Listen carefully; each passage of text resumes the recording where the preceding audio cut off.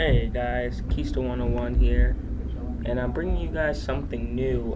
This is NBA Blacktop from NBA 2K12. It's pretty much basically you can choose 5 players on each team. It's like a 5-on-5 game with anybody you want in the NBA. So for this, you can see who I'm picking. I'm going to be the home team versus the away.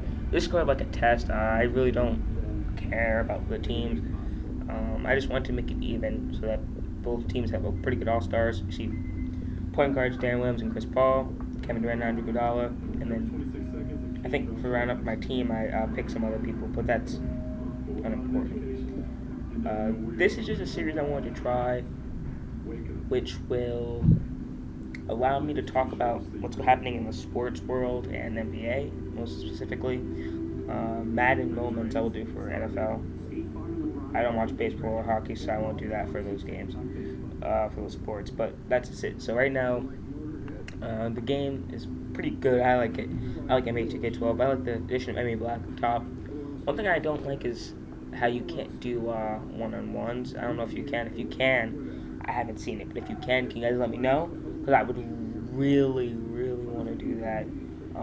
Or if not, I think you can do it on NBA 2K11, which I have.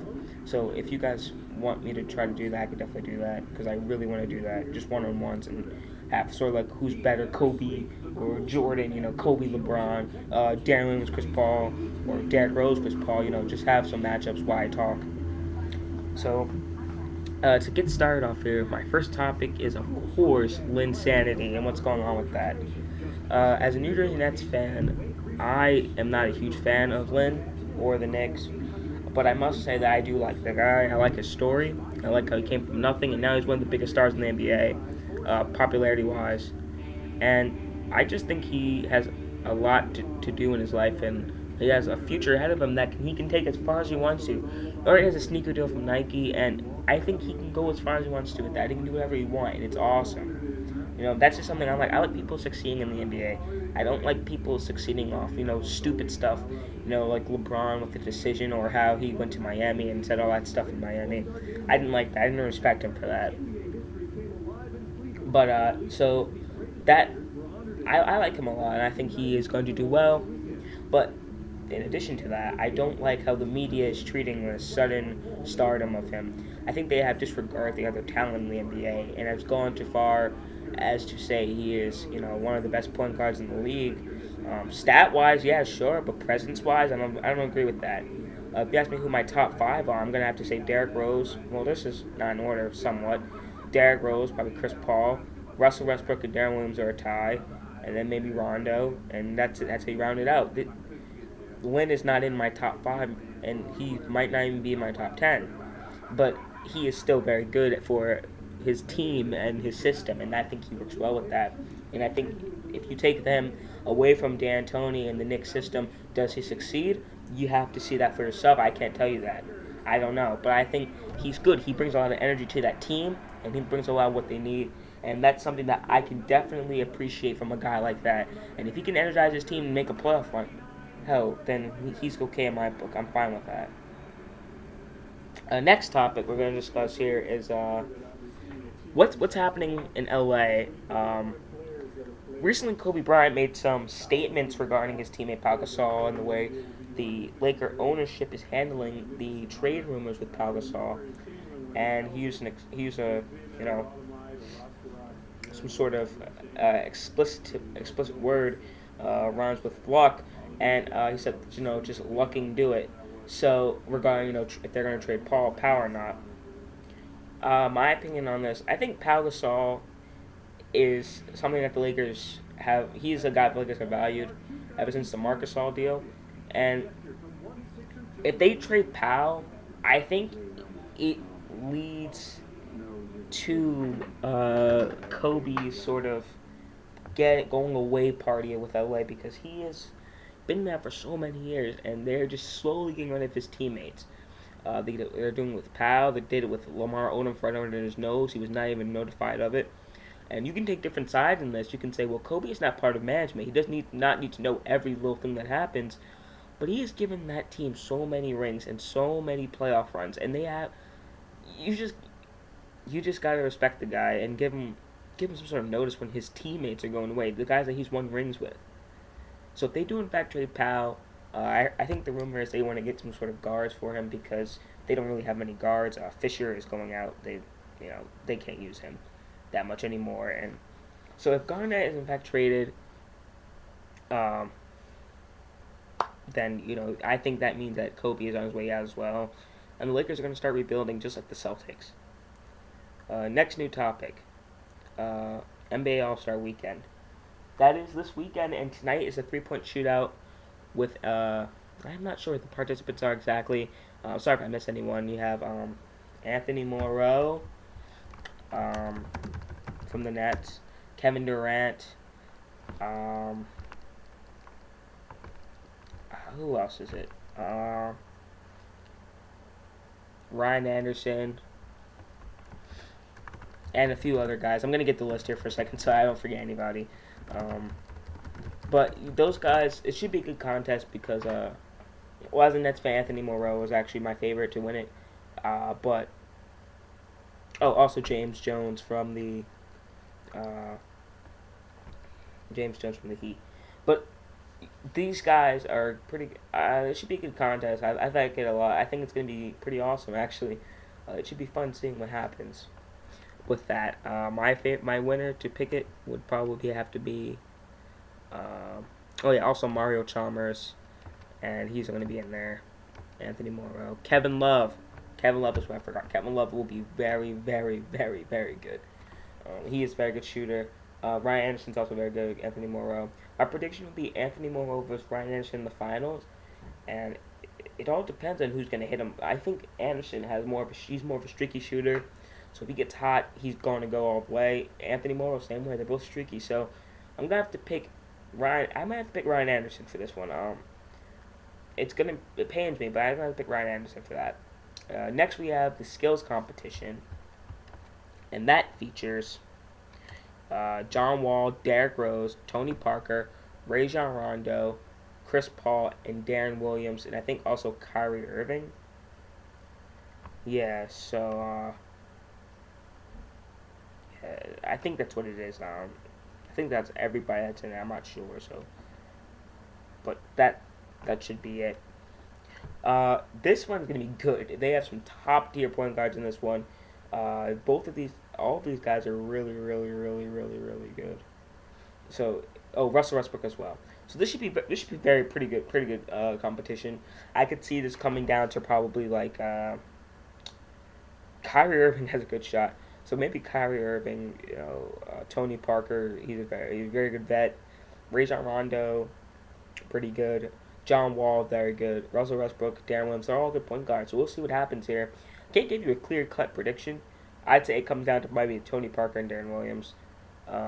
But we'll see what happens. I'm not sure. Then we have the slam dunk contest. This is just going to be crazy. So many guys, nobody knows who they are, where they're coming from, who their teams are.